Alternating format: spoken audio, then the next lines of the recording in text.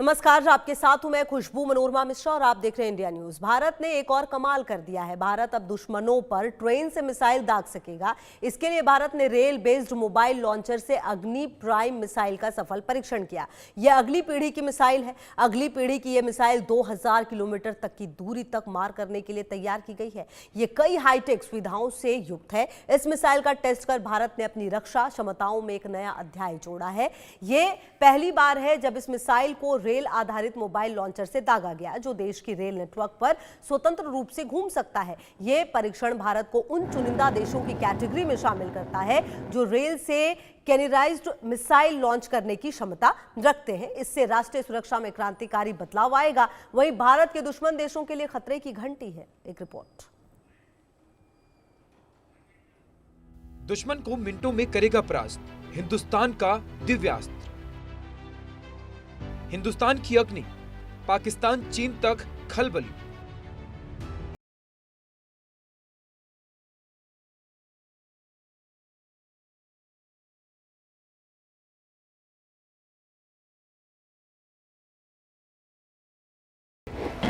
ये मजबूत और सक्षम भारत की तस्वीर है।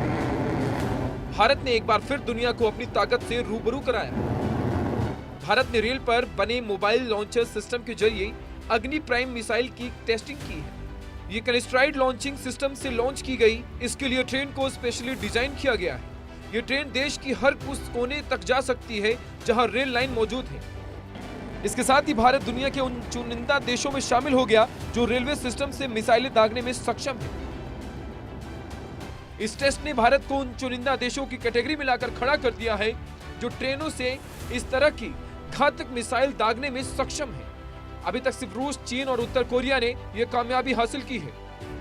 अग्नि प्राइम बैलिस्टिक मिसाइल का ट्रेन वाले वर्जन का टेस्ट भारत ने पाकिस्तान और उसके नापाक दोस्त को बड़ा मैसेज दिया है। वहीं बैलिस्टिक मिसाइल को ट्रेन पर लगाए गए मोबाइल लॉन्चर से टेस्ट ने दुश्मनों के कान खड़े कर दिए हैं। ये मिसाइल टेस्ट भारत के लिए बेहद अहम माना जा रहा है, क्योंकि किसी भी युद्ध के दौरान सेना को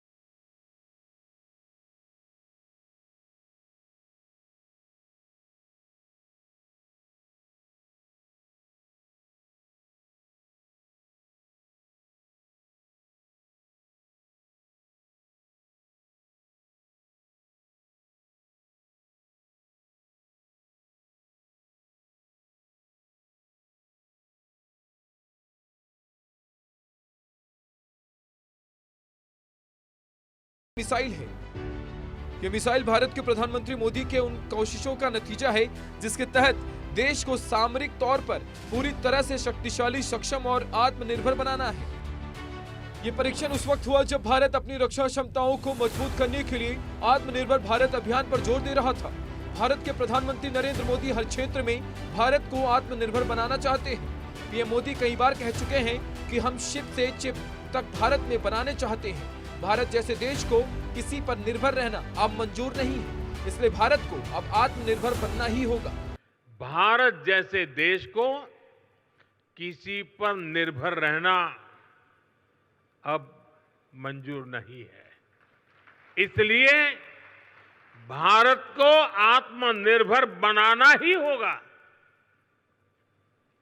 हर वो प्रोडक्ट जो हम भारत में बना सकते हैं वो हमें भारत में ही बनाना है।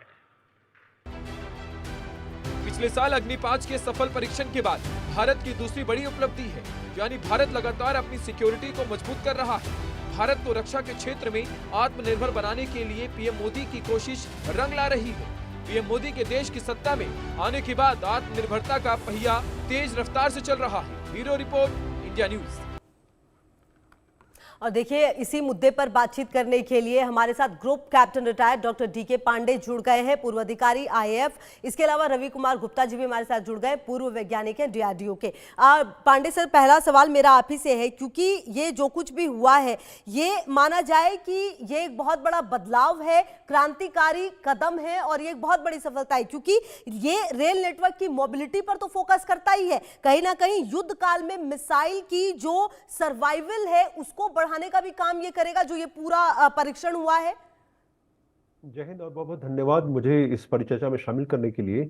सबसे महत्वपूर्ण है कि देखिए, हमारी क्षमताएं जो हैं वो निर्भर करती है हमारी आवश्यकताओं पर, और हमारा देश इतना वृहद भौगोलिक रूप से है कि एक तरफ रेगिस्तान है, एक तरफ हमें समुद्र है, और फिर पहाड़ियां हैं, फिर हमारे पास स्नो बाउंड हिल्स भी हैं, साथ में जंगलात भी हैं। तो ऐसे माहौल, ऐसे बड़े देश को संभालने की सुरक्षा के लिए जो हमारे जो एसेट्स की रिक्वायरमेंट है, जो हमारे आधुनिक हथियारों की जो आवश्यकता है, उनकी क्षमताओं को भी इस अनुरूप में ढालना होगा। अब सोचिए, ऐसे क्षेत्र में जहां पर रेगिस्तान का किनारा हो या जहां पर कि बड़े मुश्किल से जाया जा सकता हो, वहां पर ट्रेन की सुविधा है। भारत में हर एक क्षेत्र में जो ट्रेन पहुंच चुकी है, तो ये आवश्यकता महसूस की गई कि क्यों ना हम ट्रेन से इसको मूव करें। तो सबसे दो फायदे इसमें जो ट्रेन के साथ मूव करने में ये हुए कि एक तो आपकी मारक क्षमता की जो रीच है वो हर जगह पहुंच रही है, आप मतलब कहीं से भी लॉन्च कर सकते हैं, नंबर 1। नंबर 2, ये दुश्मन को पता नहीं चलेगा कि कौन सी मिसाइल कहाँ जा रही है, क्योंकि ट्रेन तो आपकी मूव कर रही है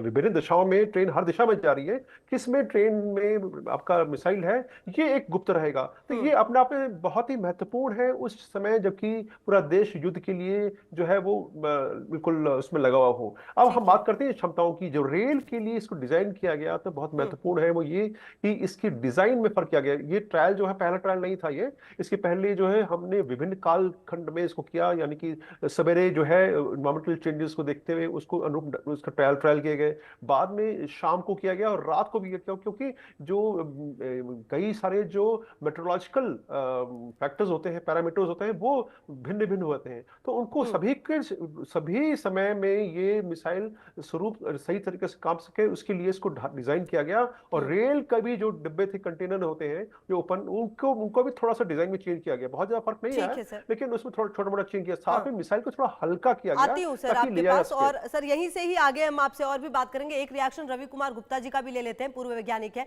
अच्छा रवि जी, देखिए ये जो पूरा सिस्टम है, इसका मतलब ये भी तो हो रहा है ना कि बिना किसी पूर्व शर्त के देश के रेल नेटवर्क को कहीं भी मूवमेंट कर सकता है। इसके लॉन्चिंग में समय कम लगती है, दुश्मनों की नजरों से ये बचा रहता है, और कहीं ना कहीं कुल मिलाकर शायद ये पहला मौका है जो इस तरह से लॉन्चिंग हुई है इसकी। हाँ, धन्यवाद खुशबू जी, बिल्कुल सही कहा आपने।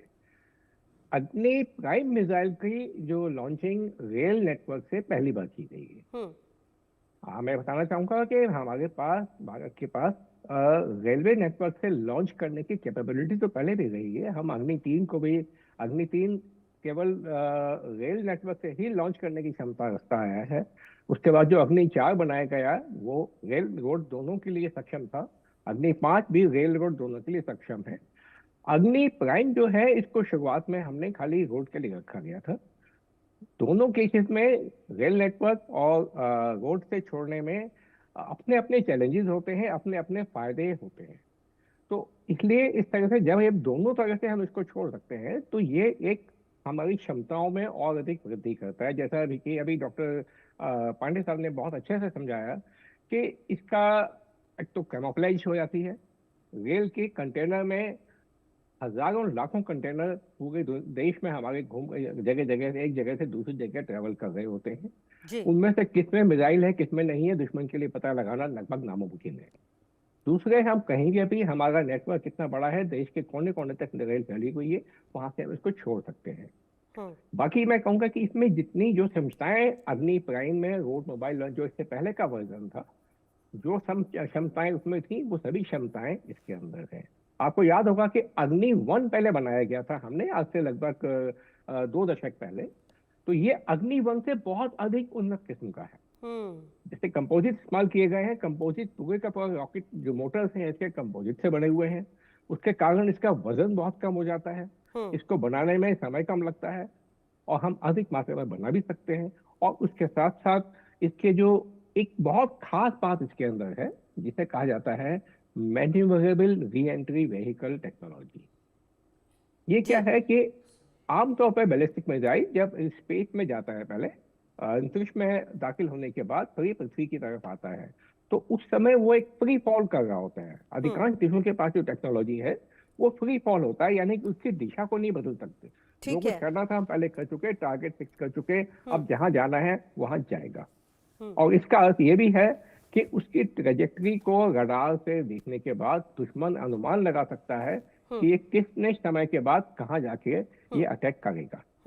ठीक है। लेकिन इस मिसाइल में क्योंकि हम इसकी जो ट्रेजेक्टरी है उसको बदल सकते हैं, और तो दुश्मन को पता नहीं लग पाएगा कि वो कहां जाके हिट करने वाला है, इसलिए इसके अपने टारगेट तक पहुंचने को रोक पाना लगभग नामुमकिन हो जाता है। ठीक है खुशबू जी, आती हूँ सर आपके पास। अच्छा सर डीके पांडे सर, देखिए एक सवाल तो ये भी बनता है कि युद्ध के दौरान ये भी देखा गया है कि सेना को लॉन्चिंग पॉइंट तक ले जाने वाली जो रेल लाइन की जरूरत होती है वो जरूरत भी पूरी होती है इससे। और दूसरी बात, कुछ मिसाइलों को उनके वजन की वजह से भी देखा गया कि मूव करना आसान नहीं होता है। अब जब हम इस तरह का जो परीक्षण है वो कर पा रहे हैं, तो कुल मिलाकर जो छोटी छोटी दिक्कतें हैं उसे भी दूर करने की पूरी कोशिश की जा रही है। कुल मिलाकर रक्षा क्षेत्र को हर तरीके से मजबूत करने की जो कोशिश और कवायद जो आत्मनिर्भर भारत की बात की जा रही है, सब कुछ होता हुआ नजर आ रहा है। निश्चित रूप से आप बिल्कुल बहुत सही आपने चित्रण किया हमारे पूरे तैयारियों का। और इसमें हमारी क्षमताओं को बढ़ाना, क्योंकि हमारे जो एक्टिव नेबर्स हैं हमारे दोनों तरफ, उनको वो कब हमारे साथ दुस्साहस का प्रयास करेंगे हमें नहीं पता। तो हमें हर क्षण तैयारियां अपनी रखनी होगी। जिसे कहा था ना कि of preparedness should be at the top level, ताकि हमें कभी भी 24/7 कभी जो आवश्यकता पड़ जाए तो हम दुश्मन के हर एक जो है आक्रमण का जवाब दे सकें। मैं एक दर्शकों की जानकारी के लिए बता दूं कि भारत ने डीआरडीओ की मदद से जब ये मिसाइल तैयार हुई तो इसमें वो क्षमता हासिल की है जो मात्र रशिया, अमेरिका, नॉर्थ कोरिया और चाइना, 4 देशों के पास थी। और भारत 5वां देश है जिसने की रेलवे बेस्ड लॉन्चर से लॉन्च की कैपेसिटी हासिल की है। तो ये बुरी बुरी प्रशंसा करनी होगी हमारे वैज्ञानिकों की, हमारे डीआरडीओ की, और पूरे जो है पॉलिटिकल विल की, जो है जहां की बात किया कि प्रधानमंत्री ने इसमें काफी इंटरेस्ट लेके इसको किया। जहां तक वजन की बात है तो ये इसकी रेंज तो आपने ऑलरेडी बता दिया है कि 2000 किलोमीटर तक है, और इसमें 1500 से 3000 किलोमीटर के बीच में आप न्यूक्लियर या थर्मोबैरिक बॉम्ब्स भी भेज सकते हैं। तो ये जिस प्रकार दुश्मन को जब पता चलेगा कि हमारी क्षमता ये है, तो निश्चित रूप से वो एक समय तो उसके कांप जाएगा, क्योंकि थर्मोबैरिक बॉम्ब्स और न्यूक्लियर को वो अंतिम ब्रह्मास्त्र से कहा जाता है, उस रूप में लिया जाता है। और नेक्स्ट जनरेशन जैसा जिक्र किया गया, अभी डॉक्टर साहब ने जिक्र किया, तो ये नेविगेशनल सिस्टम जो है इसका प्रिसीजन के लिए, इसकी सोचिए जो सीपी है, सर्कुलर एरर प्रोबेबिलिटी है, वो 10 मीटर की है। तो इतना एक्यूरेसी जो है हमने भारत जो है अभी ऑपरेशन में हमने सिद्ध किया कि हमारी जो प्रिसाइज आक्रमण की जो हमारी क्षमता है उसमें बहुत ही महत्वपूर्ण जो है वृद्धि हो रही है। और अभी पूरा हम इसमें ध्यान दे रहे हैं कि हर एक जो हमारे पास जितने भी आज सेमिनार था, और डीआरडीओ के जो चेयरमैन है कामन साहब ने, उन्होंने कहा कामन साहब ने कि हमारे जितने भी सिस्टम्स हैं उन सब की रेंज को इनहांस किया जा रहा है और साथ में प्रिसीजन को बढ़ाया जा रहा है। क्योंकि प्रिसीजन होगा तो हमें बार बार आक्रमण करने की आवश्यकता नहीं होगी। जैसे पहला होता था, एक बार आक्रमण करती थी सेना तो कई बॉम्ब मारने पड़ते थे, अभी एक बॉम्ब में ही आपका काम जो है उद्देश्य की प्राप्ति जो हो सकती है।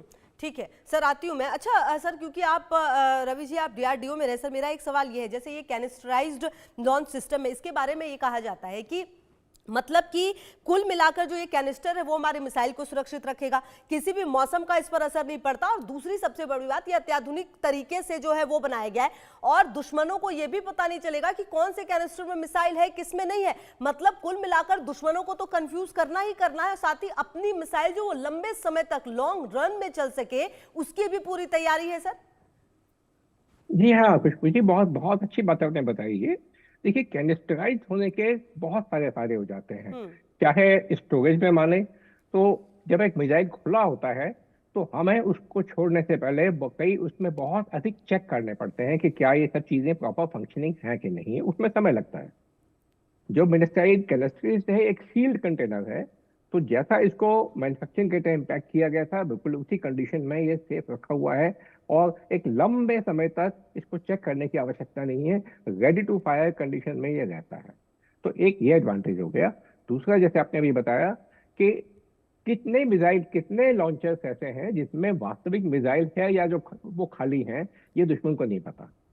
अगर हमारे पास आणविक हथियार मान लीजिए n नंबर है, हम उससे 10 गुना हमारे लॉन्चर हो सकते हैं, उनमें से 10 में से एक में असली मिसाइल होगा, क्योंकि मिसाइल कैनिस्टर के अंदर बंद है, किसी को नहीं पता कि कौन से कैनिस्टर में मिसाइल है और किसमें नहीं है।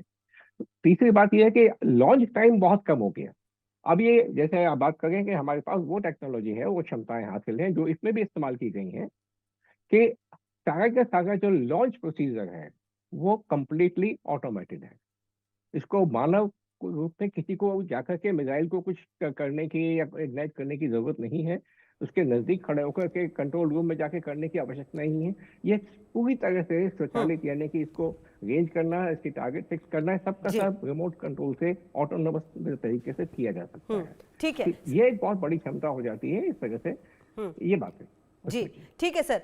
सर देखिए, ये बात भी तो सही है ना डीके पांडे सर की, इससे पहले जो भारत ने किया है इसको सिर्फ रूस, चीन और नॉर्थ कोरिया ने किया, हालांकि अमेरिका ने भी किया, हालांकि वो एक्सेप्ट नहीं करता, लेकिन कहीं ना कहीं हम अपने आप को उस फहरिस्त में ला रहे हैं कि हम कहीं से भी पीछे ना हो। कुल मिलाकर कोशिश और कवायद तो यही है, क्योंकि रक्षा बहुत बड़ा विषय है और इस बात को समझते हुए हर तरीके से वो कोशिश और कवायद है कि आप किसी से भी पीछे नहीं रहेंगे, अगर हमला होता है तो हम हर तरीके से तैयार हैं। देखिए, एक बहुत ही महत्वपूर्ण बात जो मिस्टर गुप्ता ने जो कवर किया है वो कि ये ऑटोनोमस सिस्टम, मतलब कि अगर आपको थ्रेट आ रहा है तो ऑटोमेटिक ये एक्टिवेट हो सकता है, ये हमारे पास क्षमता है। ये एक बहुत बड़ी उपलब्धि है। जब दुश्मन को मालूम पड़ेगा कि भाई ये तो वो जानता है भाई कि आदमी की जरूरत नहीं है, ये तो जो ही इसको डिटेक्ट किया जाएगा सिस्टम के द्वारा, कमांड कंट्रोल सिस्टम में इसको जो लिंक किया गया है तो ऑटोमेटिकली जो लॉन्च हो जाएगा। तो ये अपने आप में जो है बहुत बड़ी जो है डिटरेंस है कि दुश्मन 10 बार सोचेगा। तो भारत की सुरक्षा में एक कहता है एक कदम और हमने एक नॉच और इंप्रूवमेंट किया। अब जहां तक बात है कि हम इस मिसाइल को किस प्रकार से यूज करेंगे, हालांकि भी इंडक्ट नहीं किया गया, थोड़ा टाइम लगेगा इसमें, क्योंकि अभी ट्रायल्स हुए हैं और जो हमारे जो ऑब्जेक्टिव्स थे वो सभी पूरे हो गए। ये अपने आप में बहुत बड़ी सफलता है, लेकिन अभी उसको फील्ड में लाने के लिए और उसके प्रोडक्शन को, ये दो बड़े चैलेंज हैं जो कि अभी और सामना करने होंगे। देखिए, आज के युद्ध में, रशिया यूक्रेन के वॉर के बाद हमने ये सीखा है कि युद्ध शुरू करना आसान है लेकिन उसको खत्म करना बड़ा मुश्किल है। ऑपरेशन सिंदूर पर हमने समय के समय अपना निर्णायक डिसीजन लिया और हमने युद्ध खत्म किया। ये पूरे विश्व के लिए सीख है, लेकिन आपको तैयार रहना पड़ेगा। अगर दुश्मन लंबे युद्ध के लिए आपको ललकारता है तो आपको इंडस्ट्रियल सपोर्ट चाहिए, ताकि मिसाइल ये कैसे डेवलप की जाएगी, कैसे आपको हर कोने में कैसे पहुंचाई जाएगी, ये देखना होगा। तो थोड़ा समय लगेगा, लेकिन जिस प्रकार से हमारी तैयारियां चल रही हैं, मुझे कोई इसमें शक नहीं है, किसी को भी कोई शक नहीं होगा कि हम उस ऑब्जेक्टिव को हासिल कर लेंगे। अब महत्वपूर्ण प्रश्न ये है कि जो सुदर्शन चक्र की बात की जा रही है, प्रधानमंत्री ने घोषणा की कि सुदर्शन चक्र हुआ और हर क्षेत्र को जो सुरक्षा प्रदान की जाएगी, उसमें भी इसका योगदान होगा। क्योंकि सुदर्शन चक्र क्या है कि मल्टीपल लेयर्स में आपको डिफेंस जो है, एयर डिफेंस का आपकी सुरक्षा जो है वो इंश्योर की जाएगी। तो आपको हर एक रेंज का, चाहे वो स्पेस से थ्रेट हो, चाहे वो जमीनी हो, चाहे हवा में हो, चाहे पानी से हो, हर दिशा में, हर विधा में आपकी तैयारियां होनी चाहिए। उसमें एक बहुत बड़ा योगदान देगी अग्नि प्राइम। ये जो है अभी कहा जाता है और एनालिस्ट कह रहे हैं कि मिसाइल जो है एक बहुत बड़ा ब्रेक थ्रू है हमारे सुरक्षा प्रणाली में, जो कि आगे जाके हमें और हमारी सुरक्षा प्रणाली को और मजबूत करेंगे। साथ में हमें